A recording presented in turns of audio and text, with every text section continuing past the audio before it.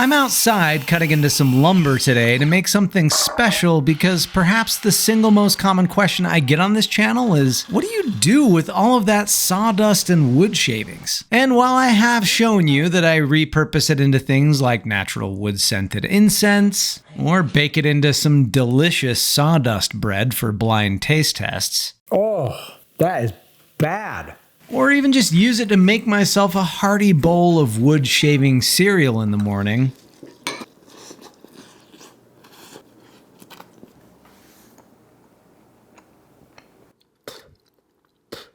That was a mistake. I still can't quite keep up with just how much of it I produce. So I'm gonna build some compost bins to turn all those wood shavings and sawdust into plant food. That's right, it's some real circle of life stuff. First order of business is to go to the hardware store to get some lumber because my usual scavenging, foraging method is not gonna work for this project. Lest any of you think I'm an actual professional, this is probably the least professional wood loading job in the history of man, but let's take this home and see how it goes. Okay, so my audio is really messed up in this clip, so allow me to recap in narration. There are a ton of different plans online, some really expensive, nice options, and some that involved repurposing old pallets to make it really affordable. I went with one from the University of Arkansas that I'll link to in the description. I just wanted one that felt sturdy and looked nice, and this plan was about a quarter of the lumber cost of some of the other ones I found. And here's a full breakdown of all the lumber required for it and how much it cost me at just one of the local big box hardware stores. As with any project, there's a trade-off between durability and cost. If you wanted to get more durable, you could add more wood to this plan or use all cedar or redwood. And if you wanted to get more budget-friendly, you could get a less durable wood, or there are even more budget-friendly compost options out there that we can talk about later on. Okay, the lumber run is complete, but the store I got it from didn't have some of the other supplies I needed, so I had to go to yet another store. I will say this is only my second visit to the Home Depot since we lost Miles, and last time I cried almost the entire way through the store. This was one of his favorite places to visit. He loved hunting down every orange apron he saw and just like beelining it to them and sitting down and just staring at them, hoping they'd give him a treat. So it's very hard to go in here and not think of my boy. So wish me luck. We'll be right back with some supplies and hopefully light on tears. And here's a list of those supplies and how much they cost. I'm also pleased to report that I only cried once in there, so chalking that up as a win. But now I'm home and let's get to cutting.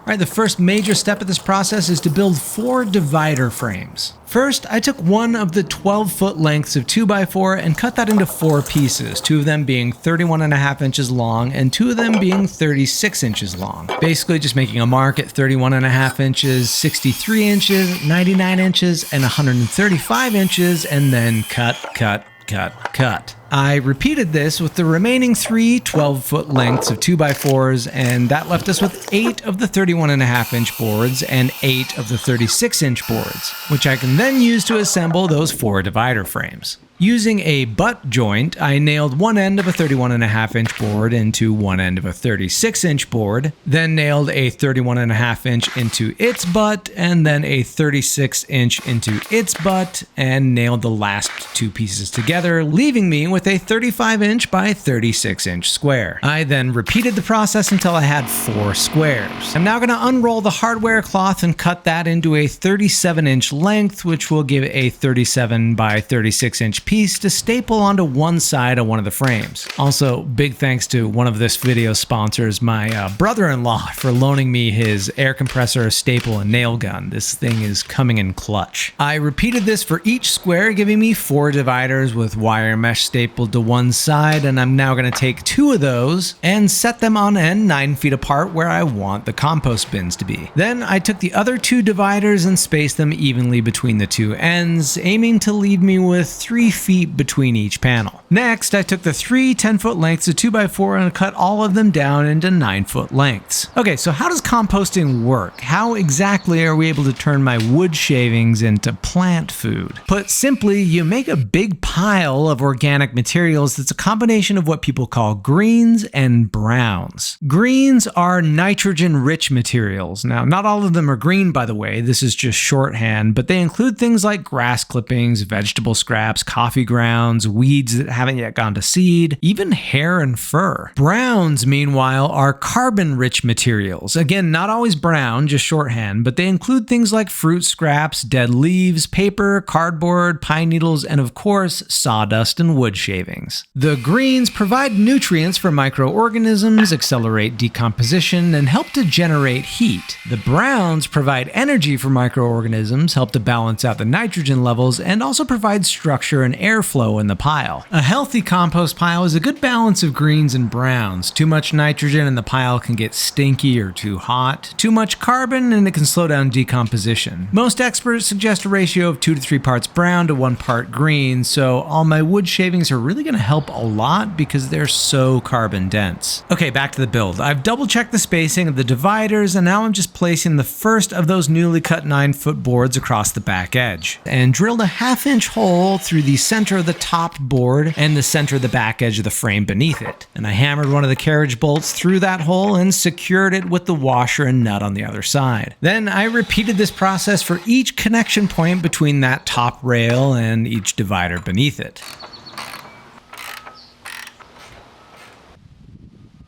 Once the back rail was fully secured to each divider, it was then time to take the other 9-foot 2x4 and place it across the front edge of the dividers and once again repeat that process.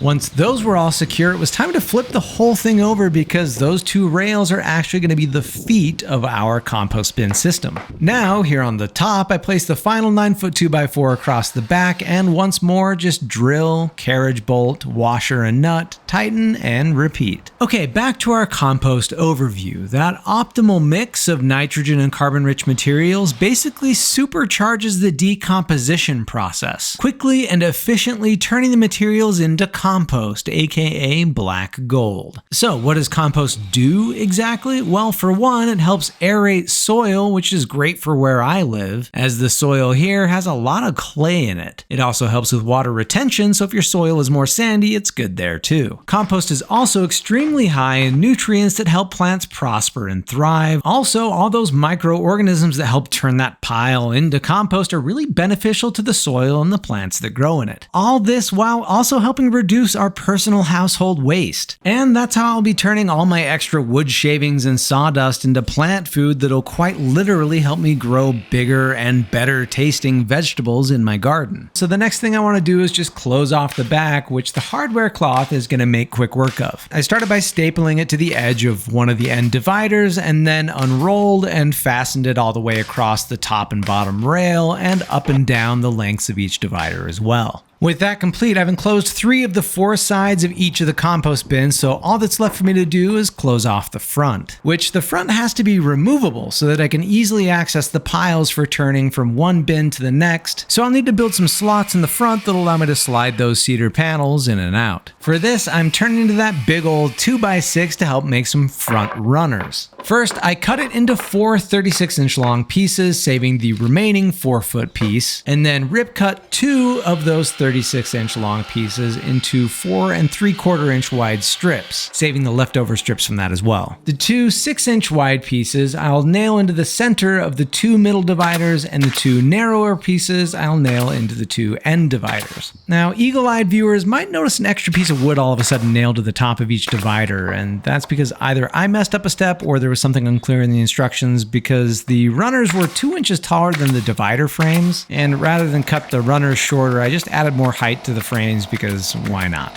Those 4 runners are going to make the outside edge of the slots that'll hold our slats. So next up is to make the inside edge. To do this, I took the leftover piece of 2x6 and cut it into a 34-inch long piece, and then rip cut it into 4 equal strips. I also took those leftover strips from the previous step and cut them down into 34-inch long pieces as well, giving me a total of 6 strips. I then spaced the strip about an inch or so away from the board attached to the front, leaving us with that little gap there, and nailed it into the dividers, leaving us with vertical slots on both sides in which we can drop the front panels. Speaking of which, it's time to cut those panels, taking those 6 8-foot lengths of cedar boards, cutting them into 18 slats, each about 31 1/4 inches long, but I just measured each of the openings to make sure that they were actually going to fit and cut them to size. And now that I'm cutting into some Western Western red cedar, it means I get to bask in that sweet, sweet aroma, like sharpened pencils and woodland sprites. Now, if you're looking into getting into composting yourself, I highly recommend it, first of all. It's already super fun. But you're not locked into just this classic 3-bin system. Like I said at the beginning of the video, this is one of the more expensive options there is. It is highly durable, it looks nice, and it's a great way to get a lot of compost. But other options include the increasingly popular compost turning bins. These are really great if you don't have a ton of space available. If you do have more space, but this 3-bin project is a little too overwhelming or too expensive, you can even just do a simple open pile that you turn regularly, or get a wire basket composting system. For me though, I was always going to aim for the 3-bin, not only because I'm enjoying the building challenge of it all, but it's also the same system that my grandpa, who is a master gardener, had in his backyard. He always loved showing it to me and lauding the glory of good compost, showing off his soil and how the compost made his vegetables taste better. Keep turning it over so that I make up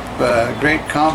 Give your tomatoes out in the garden a heavy dose of compost 3 times a year, and it'll make a better tasting tomato, and they just love a fresh compost. So this one's for him. Now it's just time for the very satisfying step of dropping 6 slats into each of the front slots, and that's all there is to it. The compost bin is all done and finally ready to fill up, using things like grass clippings, food waste like fruits and veggies, eggshells and coffee grounds, and of course some of that sweet, sweet sawdust and wood shavings.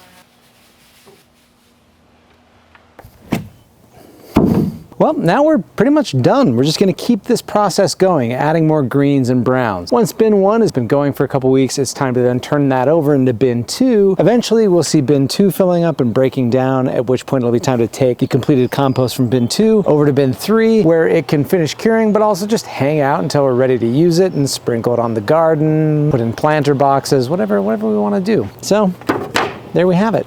Compost-tastic. Okay, quick update. It's been a couple weeks and this thing is already really heating up. You can feel it emanating off of here. I got a compost thermometer and look at that. Those microorganisms are doing some work. It is getting so hot in there. Monitoring the temperature here is going to help us make sure things don't overheat to the point where they actually kill off those microorgs. So mine's running a bit hot. I'm going to add some more browns and mix it up a bit and just keep an eye on things. Okay, it has taken me a really long time to work on this video, but unfortunately still not quite long enough to have any finished compost to show to you. So you just have to trust me, we will get there pretty soon. If you do want updates on this, let me know. I'll be happy to show you once we've turned these wood shavings and sawdust into some workable soil. Otherwise, thank you so much for watching. I know this was a pretty different type of video than you're used to from me, so hopefully this was okay. It actually was really helpful for me to have something like this to work on these last few weeks. As you may have heard by now, and also I referenced previously in this video, I lost Miles unexpectedly a few weeks ago to a very aggressive form of cancer, and it's made it really difficult to work on any content for those few weeks, to be completely honest. A project like this, that was something I've been wanting to do for my yard and my house for quite some time, felt a lot easier to work on than the next state video, which is something I've been editing for a month now. A lot of footage that had Miles walking around, and it just felt a little too difficult to sink myself into that. So just starting to feel like I'm getting back into the swing of things. I want to thank you all, especially my patrons and members. Your support over these past few weeks has meant a ton. The anxieties of not producing content were really alleviated by your support, so thank you so much. Some fun content coming soon, I promise. The next state video, I'm very excited about doing some cool things with that, and working on a Miles tribute video as well. So it'll be some fun, some sad, everything in between. But until then, we'll see you next time, and I'm gonna dig into this pile of compost and see if any of these wood shavings had some hidden compost shitoyancy. Okay, bye.